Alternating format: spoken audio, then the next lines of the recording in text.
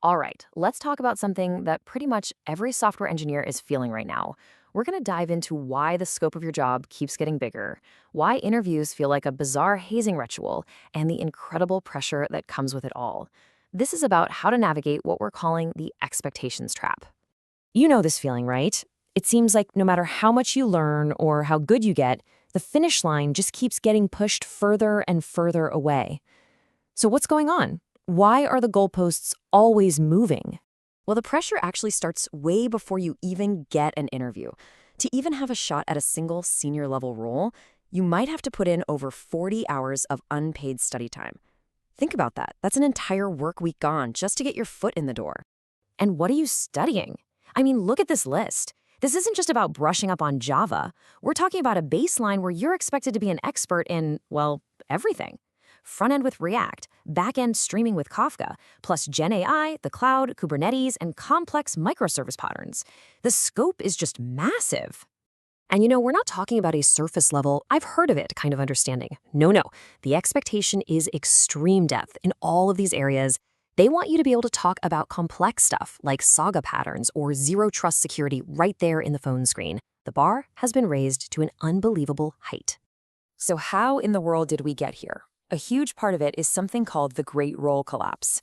You see, companies, always looking to be more efficient, started merging roles. A decade ago, you had specialists, a front-end person, a back-end person. Now, those two jobs have been smashed into one, the full-stack engineer. The creator of the channel Java Brains put it perfectly. He said, companies basically took what used to be two jobs and collapsed it into one. The scope of work literally doubled, but the salary?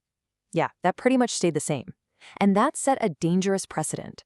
And that brings us right into today's expectations trap. Here's how it works. A new tool comes along, let's say an AI coding assistant that lets a mid-level engineer produce work at a staff-level quality. Awesome, right? But instead of promoting that engineer, the company just raises the bar for all mid-level engineers. You're now expected to do more, to think like an architect, but without the title or the pay that goes with it. We're watching title inflation happen in real time. And this constant raising of the bar doesn't just make your day job harder, it is completely warps the hiring process, creating what can only be described as a demoralizing and frankly broken interview loop. Nothing captures this better than a story that went viral a while back. A candidate goes through seven interviews and 2 technical take-homes for one job. And after all that, they reject him for being self-employed, something he told them in the very first call. So, completely fed up, he invoices the company for his time. And the craziest part? They actually paid it. It really makes you wonder, what is the point of these marathon interview processes? As one commenter on Hacker News put it, it feels like the goal isn't just about skills. It's about finding people who are willing to do a ton of free work just to prove how committed they are. It feels less like hiring and more like hazing, filled with bizarre trivia questions that have nothing to do with the actual job. And the data? Well, it confirms just how crazy this has all gotten. On average, it takes more than double the time to hire a senior engineer compared to a junior. We're talking about a process that just drags on and on and on. Let's put a hard number on that. The median time it takes to hire an engineer is somewhere between 41 and 82 days. Just let that sink in. That's potentially 3 months of your life wrapped up in one high-stakes process, all while you're probably trying to hold down your current job. Look, this isn't just about a frustrating process. All of this relentless pressure and uncertainty, it takes a serious toll. There is a very real and very severe human cost to all of this. A study from Haystack Analytics found that a staggering 83%, 83 of software developers report suffering from burnout. This isn't just a few people having a bad week. It is a full-blown epidemic across the entire industry. So why is this happening? Well, there's actually an academic framework for it. Software engineering is officially classified as a high-strain job.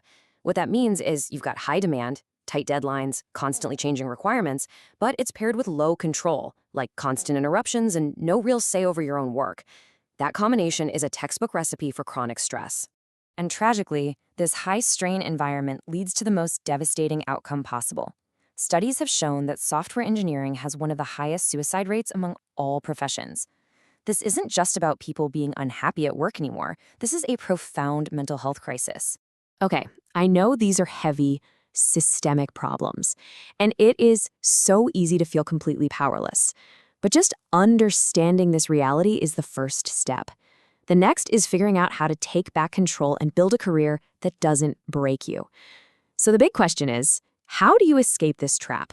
Part of the answer lies in seeing the new opportunities that are emerging, even as traditional career paths are changing. Here's a quick story. A developer was talking to a partner at a really successful law firm, and the partner just flat out admitted their whole system was a mess. He said they were losing hundreds of thousands of dollars simply because their operations were so inefficient.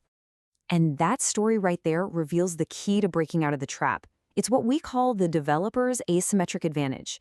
See, where a business leader just sees a problem they can't fix, you see a system that can be automated. You understand the magic of how this stuff works. And that gives you a unique superpower, the ability to not only spot these expensive problems, but to actually build the solution that saves the company real money. So the path forward requires a strategic pivot. Step 1, stop thinking about your job as just trading your hours for completed Jira tickets. Step 2, start actively looking for the places where the business is leaking money or wasting time. And step 3, start building your own assets, tools, automations, new systems that directly fix those expensive problems. This is the fundamental shift in mindset. You move from being just an executor of someone else's to-do list to becoming a builder of real value. You're no longer just a cog in the machine. You're the one who can redesign the entire machine to make it better. When you're stuck in that grind of endless interviews and burnout, it's so easy to forget the incredible power you actually have. You are one of the few people who understands how the digital world is actually built. So the real question isn't whether you can solve the next silly algorithm puzzle, it's what meaningful problem are you going to solve next?